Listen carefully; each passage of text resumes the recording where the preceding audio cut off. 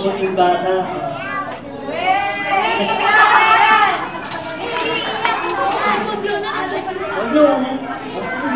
Ano ba din? Sabi ba, huwag iyak ha?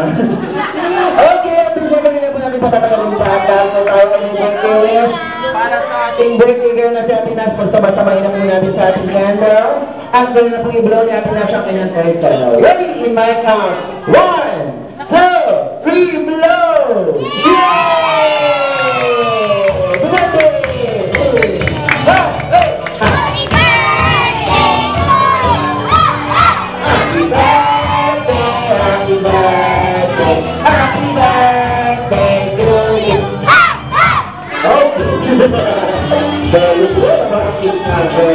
Okay, ngayon naman, yung mga shorties natin, mayroong konting gusto sa regalo. Sila ang Ate Nas, mga shorties.